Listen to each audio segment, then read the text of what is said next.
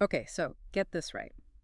Imagine Scandinavia, 1946. Hmm, World War II is over, but everyone's on edge, right? The Cold War is starting to simmer, right.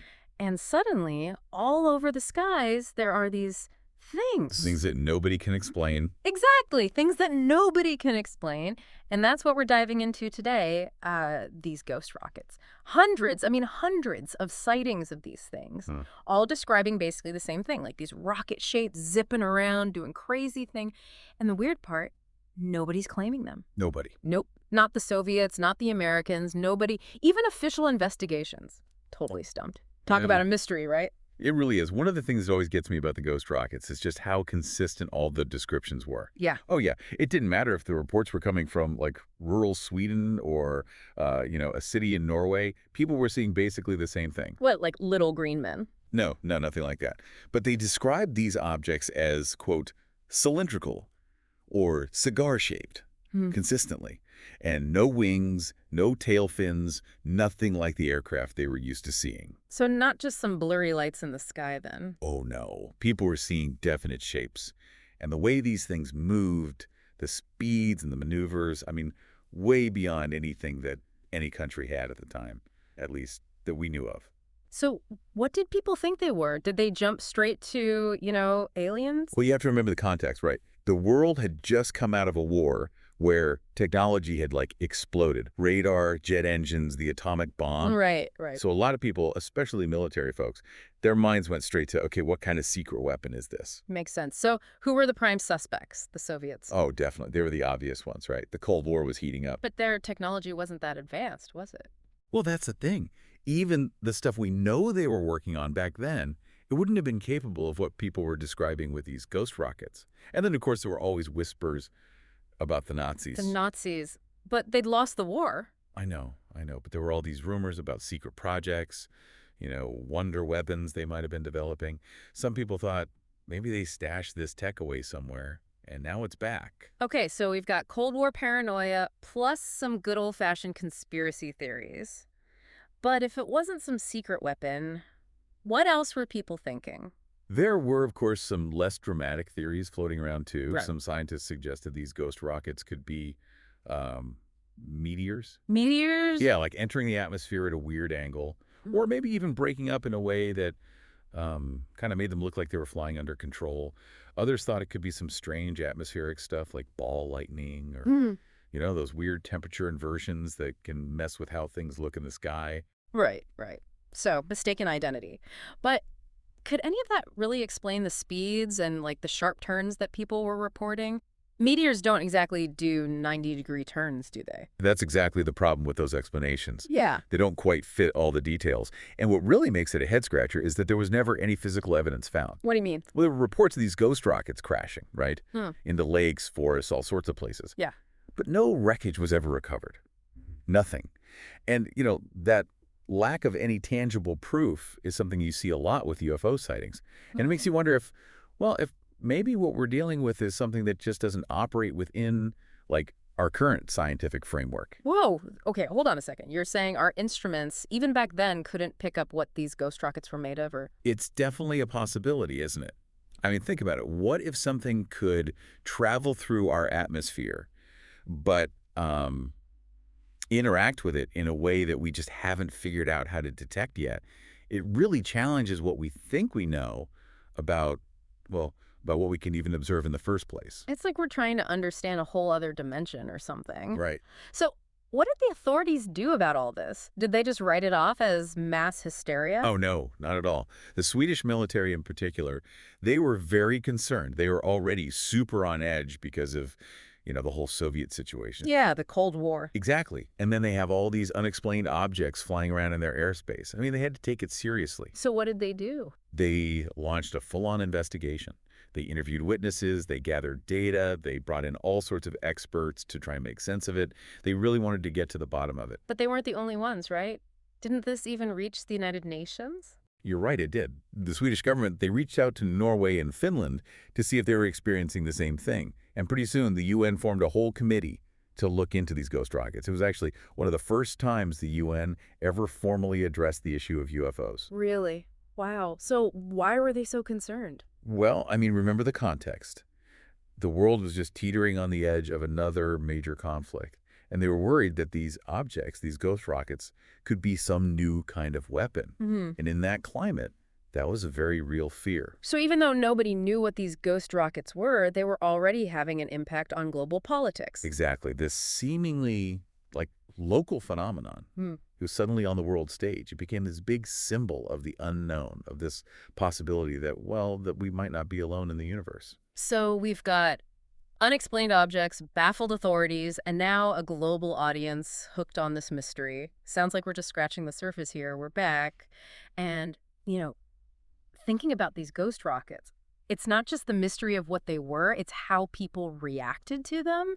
That's wild. Absolutely. I mean, can you imagine? Like the world had just gone through this horrible war. Right. So much fear and uncertainty already. Exactly. And then you add these unexplained things in the sky. It's almost like, Throwing gasoline on a fire. yeah, perfect analogy. I mean, think about it. The world stepping out of World War II and right into the Cold War, people are dealing with like the threat of nuclear war, political instability. Everything's changing. Yeah, and the source material really highlights that, especially in Sweden. Like, they tried to stay neutral in the war, but It didn't really protect them, did it? not completely. And now they've got these potential threats from both the East and the West, plus whatever the heck the ghost rockets are. Right. So all this uncertainty, I mean, it really created the perfect breeding ground for speculation and fear. It's interesting, though, right, how our minds work in those situations. We kind of fill in the blanks with our own anxiety. Oh, totally. Well- We create stories to try and make sense of the world. So it seems like these ghost rockets weren't just a physical thing happening in the sky. No, no, no. They became a cultural phenomenon, too. Yeah, they tapped into all those deep-seated fears of the unknown, but also maybe a little bit of wonder and possibility? For sure. And you see that reflected in the culture of the time. Like, there was this huge surge in interest in UFOs, not just in Scandinavia, but, like, globally. Mm-hmm. Books, films, people were giving public lectures on it. There's even that book, right? Behind the Flying Saucers? Oh, yeah, by Frank Scully. Mhm. Came out in 1950, became a bestseller, even though that was later debunked. And then there's that Swedish film from '46, Panic. You seen it? I haven't, no. What's it about? It uses the whole ghost rocket thing as a backdrop to explore these societal anxieties. It's really interesting, actually. Wow. It's amazing, right? How these unexplained events can just seep into our culture and kind of influence how we see the world. Even today, you watch those old sci-fi movies from the 50s. All that paranoia about alien invasions, technology taking over. It's like the ghost rockets. Even if they weren't aliens, they planted the seed for all that. It's true. We love a good story, right? Yeah. And it feels like we have to create those stories, even scary ones, just to feel like we have some control over the situation. Yeah.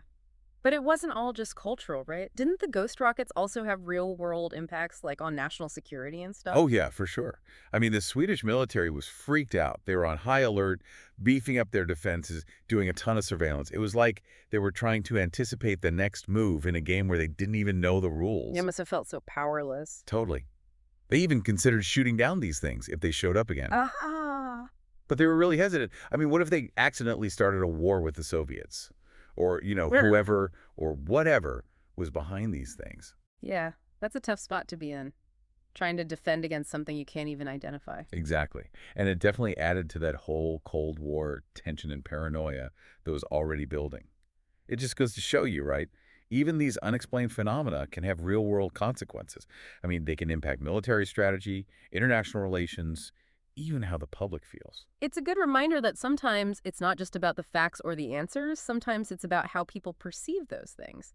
This whole ghost rocket thing, it wasn't just about some lights in the sky. It was about how those lights intersected with all those bigger issues, you know? The anxieties, the politics, the culture of the time, it's all connected. Exactly. And it makes you wonder, right? What other ripple effects from that time are still being felt today? I mean, it's been decades, but surely this wasn't just a blip on the radar. Oh, for sure.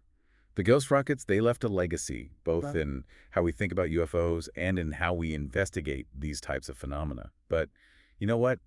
That's a story for the next part of our deep dive. We've got lots more to unpack, and it only gets more interesting. Okay, so we've talked about the sightings themselves, all the investigations, and even how people freaked out about it. But what happened after that summer of 46? Did things just go back to normal? Well, the sightings definitely died down after that initial wave, yeah. But I don't think the ghost rockets ever really faded from like our collective memory, you know? You think they had a lasting impact? Oh, absolutely. Especially on how we think about UFOs today, even all these years later. The source material mentions this huge surge in UFO sightings around the world after the ghost rockets. You think that's connected? It's hard to say for sure, but I think it makes sense, right? It's like the ghost rockets kind of primed everyone for it. What do you mean? Well, they brought the whole idea of unexplained things in the sky into like the mainstream conversation. So people were more aware of it, more likely to look up and be like, wait, what is that? Like that saying, right? You only see what you're looking for. Exactly.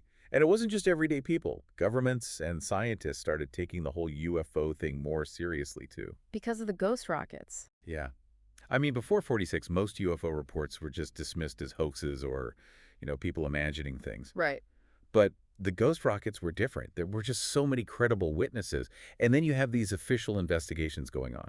So they couldn't just ignore it. Right. It became much harder to just brush it all aside. So you're saying these ghost rockets, even though we still don't know what they were, they basically made UFO research a legitimate thing. Kinda, yeah. They helped push the topic from the fringes into a more serious discussion. And that led to more structured, more scientific ways of investigating UFOs. So we went from spooky campfire stories to actual science. Exactly.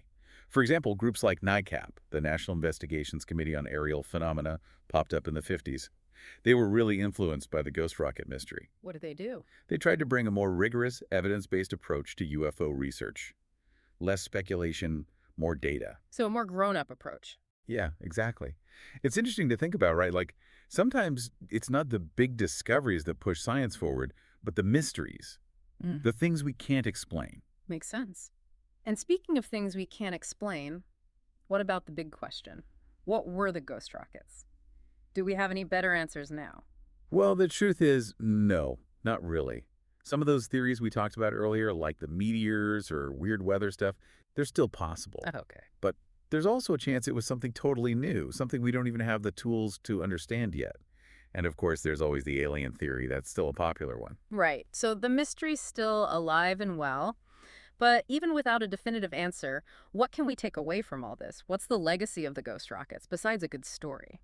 I think the biggest takeaway is that we still have a lot to learn. The ghost rockets remind us that even with all our technology and science, there are still things out there we just don't understand. It's humbling, right? Yeah. Especially these days where we feel like we have all the information in the world at our fingertips. Totally. The ghost rockets teach us to be a little more humble, to admit that there are things beyond our grasp. But they also encourage us to stay curious, to keep asking questions, to be open to the possibility that the universe might surprise us. To embrace the unknown. Exactly. Even though there's still a mystery, the ghost rockets have changed how we see the world. They pushed us to develop new ways of doing science, to question what we think we know, and to be open to the wonders that are still out there. It sounds like the real lesson isn't about finding the right answer. It's about learning to ask better questions. Couldn't have said it better myself. And that's something we can all take with us, whether we're trying to figure out a scientific problem, make a decision in our own lives, or just navigate this crazy world. Stay curious, folks. There's so much out there to discover, and the more questions we ask, the closer we get to understanding it all. Well said. And on that note, we're wrapping up our deep dive into the ghost rockets. We've covered a lot, from those first sightings to the cultural impact to the mysteries that still linger. It's been a fascinating journey, and I hope it's inspired you to do some digging of your own. There's tons of information out there on the ghost rockets and all sorts of other unexplained phenomena. So keep asking questions, keep an open mind, and who knows, maybe you'll be the one to finally solve the mystery of the ghost rockets. Wouldn't that be something? Thanks for joining us on this deep dive. Until next time, keep looking up and stay curious.